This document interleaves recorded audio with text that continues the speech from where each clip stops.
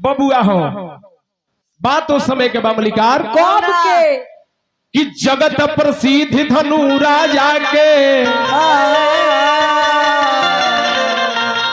अरे कि तो लड़का बलवान सुनो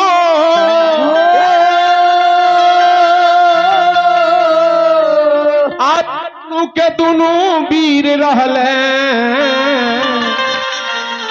हर थया के का बयान सुनो। अभय बाबू जगत प्रसिद्ध राजा धनु के दू गो लड़का रहले एगो के नाम रहे रंभ आ एगो के नाम रहे करंभ। विचार करके सुनब लोगन आ ध्यान दे के सुन ले तो हम ईमानदारी पूर्वक कहतन कि आज सुनब आ जीवन भर ई 5 मिनट के प्रसंग रुआ सभी के याद रही। जगत प्रसिद्ध राजा धनु के दू गो लड़का रहले एगो के नाम रंभ रहे एगो के नाम करंभ रहे आ दोनों वीर बलवान रहले। एक समय के बात हो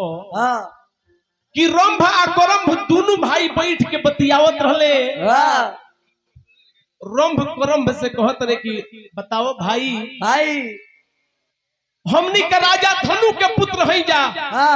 हमनी दोनों भाई मिल के अपना बाप के नाम रोशन कइले बानी आ हमनी के जले एकहू को संतान ना होई तले हमनी के कुल आगे बढ़ी तो कैसे बढ़ी। तनी से ध्यान दे दी। अब दोनों भाई रंभ और करंभ चिंता में डूबल बरे तबले होत का बा प्रदीप भैया अरे तबीड़वा बजावत नारद बाबा आ गइले बीड़वा बजावत नारद बाबा आ गइले। नारायण नारायण नारायण नारायण नारायण ली हया गइले नारद बाबा आ गइले। हाँ तोरा गाड़ी के ऊपर परो भैया ई कौन गाड़ी है जी लगे कोई दी घाती दे रहा जेसीबी से कोड़ दी जवानी रह जाऊ।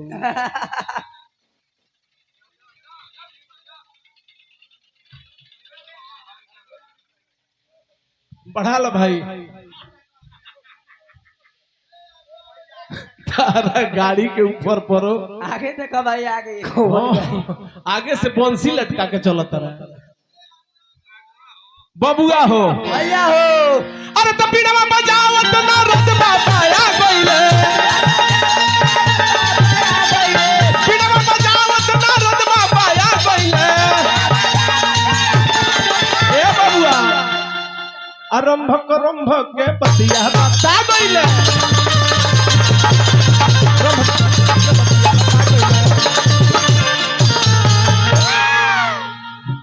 नारद बाबा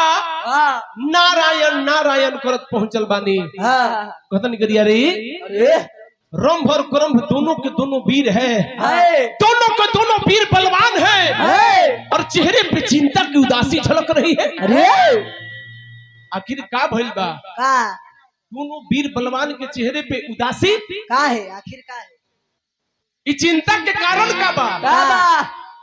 रंभ करंभ दोनों भाई कहत लो कि हे नारद मुनि चिंता के कारण इहे बावे का कि हमनी के दोनों भाई के कहूं को संतान ना भइल आ यदि हमनी दोनों भाई के कहूं को संतान ना होई तो हमनी के राजपाट के अगिला मालिक के होई वंश कैसे चली। अब नारद जी के अतना बात जब रंभ आ करंभ दोनों भाई सुनले बरे नारद जी जब एह लोग के बात सुन लेबे तो नारद जी कहतनी कि इहे नु समस्या बा तो समस्या के हल तपस्या से कटेला। अच्छा मान ली कि हमने कि केहू के तबीयत खराब बा तो भारा भाखे ठीक हो जाई अब भारा भाखे तबे नु अब रउआ कहे कि हे प्रभु हमरा घरे फलानवा के तबीयत खराब बा इनकर तबीयत ठीक हो जाई नु भाई पटीदार के समोरे खियाए बीमारी ठीक होई ना जी। तो नारद जी कहतने कि दोनों वीर के चिंता कइला के कोनो काम नहीं खे समस्या के हल तपस्या से कटेला अब दोनों भाई जान जाए कि वाह मास्टर सिटी रोकी साउंड वाला भाई दोनों भाई तपस्या करे खातिर चलत रे बबुआ हो भैया हो प्रदीप भैया अरे तो चलल बालो करे लाता पसया सब समस्या कोठी चलल बालो करे लाता पसया सब समस्या कोठी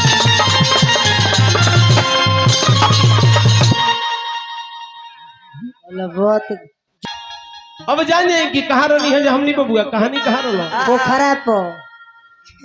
कहानी रहलो कि रंभ करम दुनु भाई यही जरल ना जी अब दोनों भाई तपस्या करे खातिर चलल बोलो बाबू ए मास्टर रंभ करम दोनों भाई जान जाए कि बड़का भईवा का करता बाबू अरे तो चलल बालो करे लाता पसया सब समस्या कोटी चलल बालो करे लाता पसया सब समस्या कोटी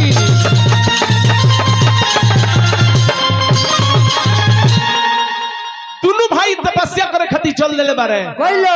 गौर करब चाचा जी एगो जन बड़का भईवा रहे रंभ उ एगो गाछ के लगे बैठ के अब पंचांगनी माने कि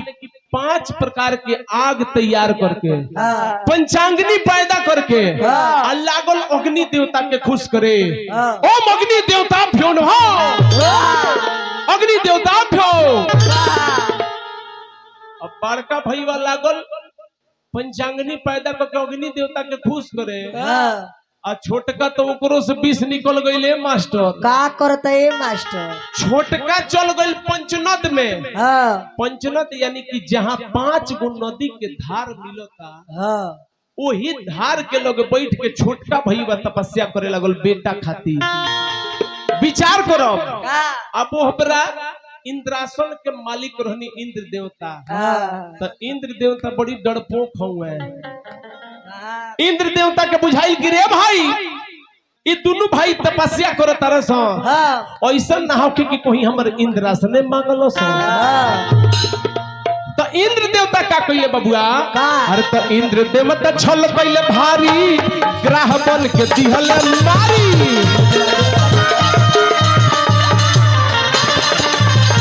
इंद्र देवता छल कइले भारी ग्रह बन के दिहल मारी अब छोटका भईवा जन पनिया के भीतर तपस्या करत रहे इंद्र देवता मगरमच्छ बन के आ छोटका भईवा के जान जाए कि चाप के वही जमुआद है देखी सुगा घुसल बा भीतर बबुआ हो अच्छा जाए दे अब जान जाए कि छोटका भईवा के इंद्र देवता मगरमच्छ बन के जाके चाप के मुआ देहले छोटका भईवा मर गइल बड़का ने तपस्या करत रहे अब जब नारद बाबा के हमनी की यहाँ एह बेरा के युग में जी पोटी पोटीदार में केकरा घरे का बनत हवे तो हर एक टोला मोहल्ला में एक आध गो चापलूस होले देखी हई है रलख बबुआ हो भैया हो ए घरी हमनी ना कहले से कि सफा नारद मुनि बा इने के बात खाली ओने करेला आ ओबरा नारद जी रहले अब जब नारद जी देखले मारे कि छोटका भाई के इंद्र देवता मगरमच्छ बन के चाप के मुआ देले नारद जी पहुंचल मारे कहवा जहां रंभ अग्नि देवता के पूजा करता अग्नि देवता के आहुति देतावे नारद जी जाके कहत कि रे रंभ तेहेजा बेटा खाती जो करता रे तेहेजा बेटा खाती भगवान के पूजा करता रे और ने तोरा खास सहोदर भाई के इंद्र चाप के मुआ दिया अब रंभ जब अतना बात सुनले तो कहता कि क्या बेटे के लिए तपस्या कर रहा हूं और मेरा खास सहोदर भाई मारा गया जब हमार खास सहोदरे भाई मर गई तो हम जी के का करो अब तलवार निकलले बा आ गर्दन पर ये गर्दन पर जो सही भिरौले बाकी गर्दन काट दी होत का बबुआ अरे तले अग्नि देवता देखो मूर्तिमान हो गईले तले अग्नि देवता देखो मूर्तिमान हो गए।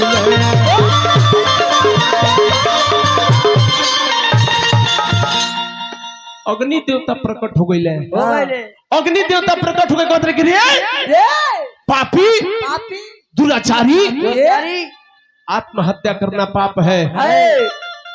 आत्महत्या करना पाप है और तू आत्महत्या कर रहा है। अरे रंभ कहता कि ये देवता बेटा खातिर और पूजा करत रहनी हो, आ धोखा से इंद्र आके हमरा भाई के मुआ धले। जब हमर भाई ना रहल तो हम पूजा करके का करो। जब इतना बात इंद्र देवता कहले तो इंद्र देव कहत रहे कि ना बबुआ प्रदीप भैया है ना ध्यान दे। अब अग्नि देवता कहते कि इंद्र तोरा भाई के मुआ धले, जो ते हमार पूजा कइले पर जान मत दे, ते जान मत दे। अब मांगते का मांगत रहे हमरा से, ते जवन मांगबे हमरा हम तोरा के दे। अब रंभ कहत तो विचार करत कि जाए तो भाई तो मरिए गए, तो मांगी तो कमजोर काहे मांगी काहे। कहत कि जदि रुआ हमरा पर खुशे बानी, जदि रुआ हमरा पर इतना खुश बानी तो हमरा के एगो ऐसन लड़का दे दी। कैसन? एगो ऐसन का बेटा दी कैसन? जौना के पूरा दुनिया में केहू मारिए ना। अग्नि देवता कहत रहे कि रे तोरा ऐसन का लड़का चाहिए जकरा के केहू मुआइए ना पावे। तो ई ने हो तो ई ने चलबे ना, एकर नाम मृत्युलोक हो। यहाँ जे आवेला ओकरा जाए के बात जावेला ओकरा जाए के बा। लेकिन जो हम तोरा के वरदान देता नी पुत्र होई, हम तोरा के वरदान देता नी कि तोरा पुत्र होई, अब बहुत बलशाली पुत्र होई। एकरा के आगे वरदान हमरा से मत मांग, एकर व्यवस्था वो अपने कोली। अब रंभ जब इंद्र देवता के अतना अग्नि देवता के अतना बात सुन ले बा, अग्नि देवता की बात सुन के रंभ खुश हो गई। आ खुश होकर रंभ कहता कि जाइए सरकार हुआ हमरा के आशीर्वाद दे देहनी। अब इंद्र देवता जो सही जाए खातिर तैयार भइले। अब कहानी में ओरिजिनल पेच यही जैसे शुरू होता, ओरिजिनल कहानी यही जैसे शुरू होता है। अब अग्नि देवता जाए के तैयार बारे, रंभ कहता कि ए देवता सुनी सुनी सुनी सुनी। अरे का हो गइल हो? वरदान तो दे देहनी कि जा तहरा बेटा होई, तो बियाह तो हमर भइले नहीं थे। लो अब हले नु फंसा देले सी। अब बियाह हमर भइले नहीं थे तो हमरा बेटा होई तो होई कहां से हो?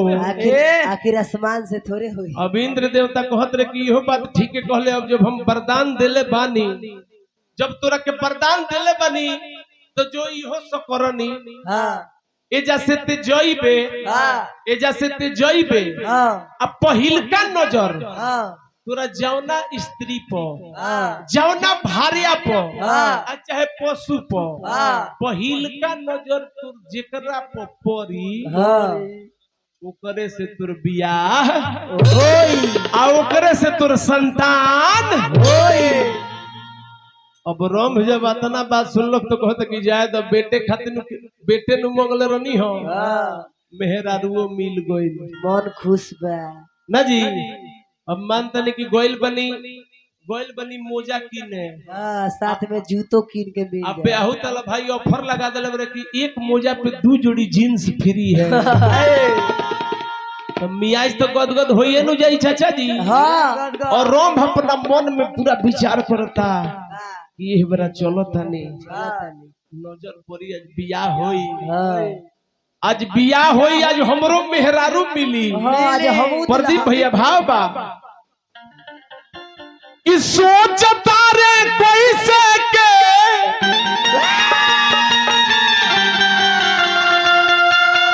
अब रंभ रास्ता थक के चलत रहे आ सोचत रहे कि हे भगवान केकरा पर नजर पड़ी, केकरा से बियाह होई, केकरा पर ना पड़ी, केकरा से बियाह होई। कैसन मिली कि सोचता रे कोई से के अरे सजाई भम से जरिया अतले का भइल। अतल पर गईली रे विचार करो कि सोचता रे कैसे के अरे सजाई भम से जरिया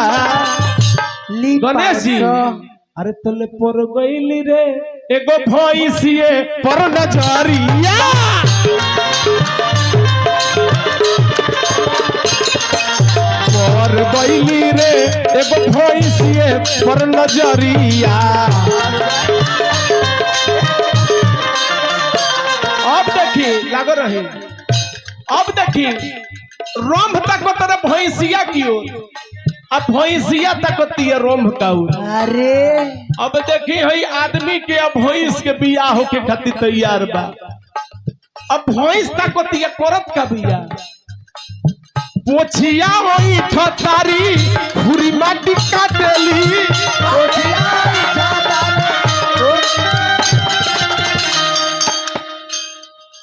भैंस पोछ होई ठतिया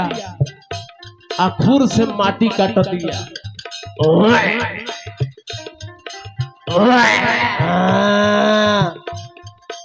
आराम अब जाइए कि जब भैंस के देखले बतहे कपारे हाथ धोइले बकिता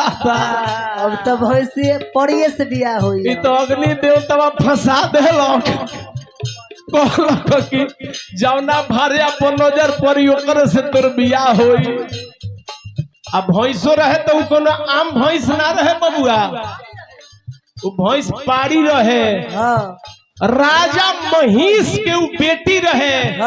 जौना के नाम महिषी रहे उ शराब बस भैंस बन रहे महिषमती पाड़ी रहे बबुआ हो पोछिया होई ठतारी खुरी माटी काटेली रही रही महिष होती रंभोरिया काटेली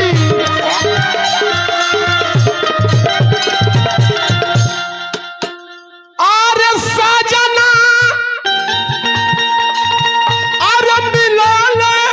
रे दादा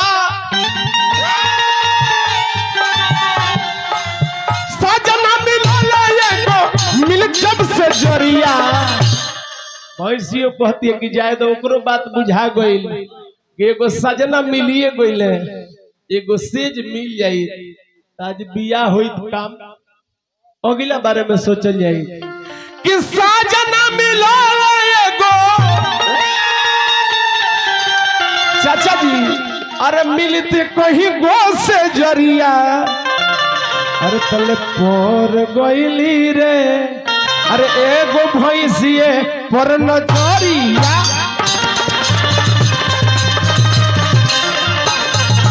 पर गईली रे एगो भैंसिए पर नजरिया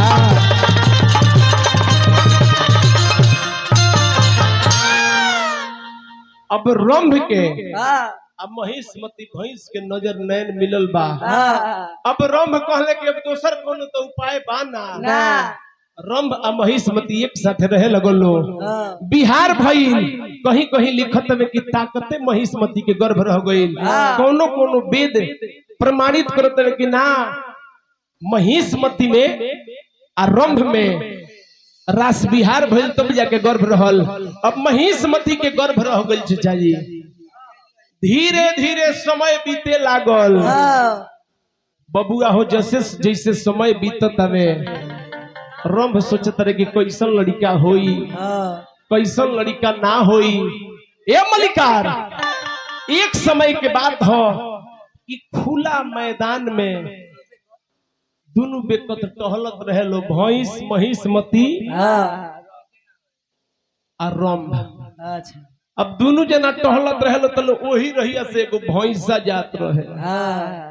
अब भैंसवा जात रहे भैंसवा जब भैंसिया के पड़िया के देखले बा तो कहते कि रे हमार माल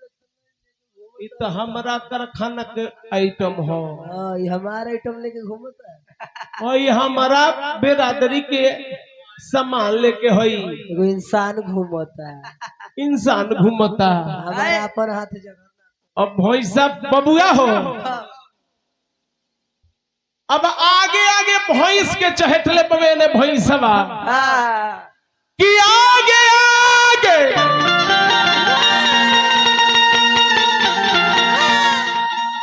अरे भैंसी रे भगली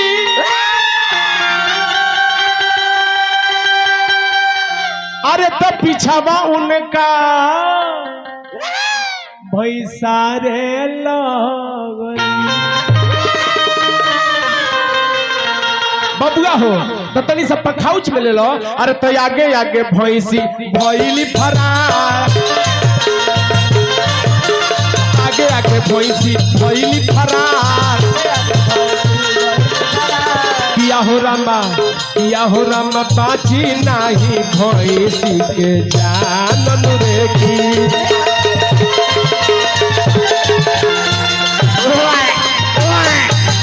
बाची नाही भैंसी के जान रे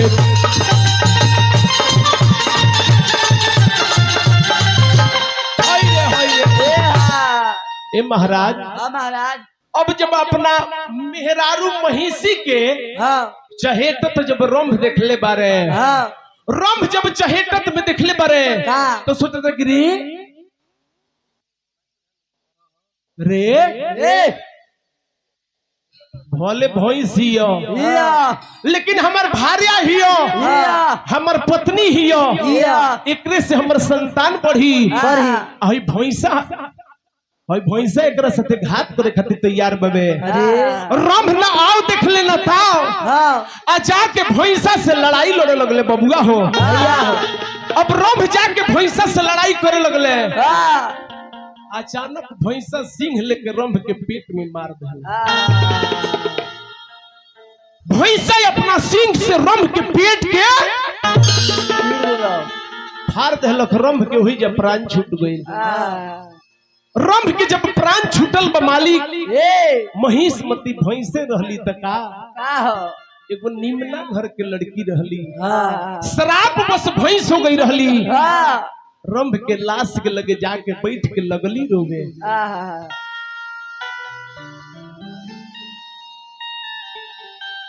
अब रंभ से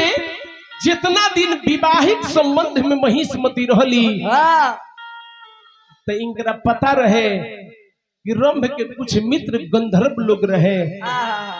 वही गंधर्व लोग के बुला के अब महिषमती आई बड़ी देर बाद पैसा लौकता है भैया अच्छा तो इन्हें लौकबो ना करे हाँ हमरा बुझाइल कि टाउन है तो बहनी ठीक चली लेकिन बहनी निकालत नहीं आके सारा बुढ़ऊ झाड़ अजीत कुमार सोनी बहुत बढ़िया लयदार अरे तो सोनार हो अंगूरी खाली है बा अच्छा ना गणेश जी के बहनी ठीक बबुआ हो भैया हो अब देखिए कि महिषमती रंभ के लाश के लगे बैठ के झरझर रोवत रही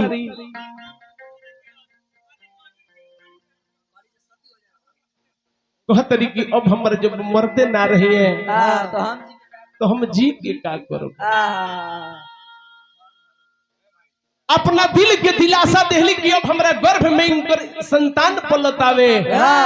गइल बरिया जाके उनका पता रहे कि महिषा उनका पता रहे कि रंभ के मित्र गंधर्व लोग बा गंधर्व लोग के बुला के रंभ के चीता सजा के चीता पर रंभ के लेटा के चीता में आग लगा दे हल्लो जब रंभ अपना पति के जरूरत देखले परी महिषमती बर्दाश्त नहीं के भइल भैंस रहली त का भइल दौड़ के जाके चीता में छलांग लगा देले परी प्राण ना अब देखी कि रंभ के लाश जोरता साथ में महिषमती जिंदे भैंस कूद गई बड़ी आगी में अब रंभ जरत रहे साथ में महिषमती भी जरत रही जरते जरते महिषमती के पेट फाटल जैसे ही महिषमती के पेट फाटल हाथ में कटार लिहले हाथ में कटार लिहले और 4 गो आंख कइले महिषासुर को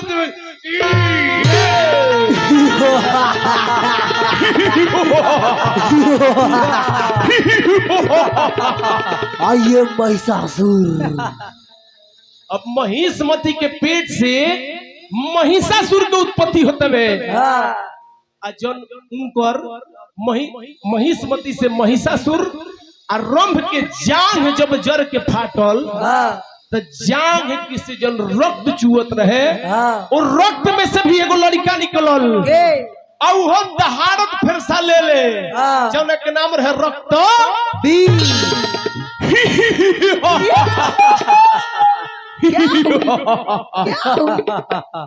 अब जान जाए कि महिष्मती से महिषासुर और रक्त से रक्त बीज अब दूगो दानव के उत्पत्ति भइलो ही बेरा अब जान जाए कि रक्त बीज जा करके अब पताल लोक में राज करे लगल अजन महिषासुर रहे अवतरित भइल बा लगलिए चल गइल बा सुमेरु पर्वत पर आ सुमेरु पर्वत पर जा करके आ 10 वर्ष तक ले ब्रह्मदेव के तपस्या में विलीन भइल बे कहानी हमनी के अभी तत्काल में यही जब खरी परी लागी।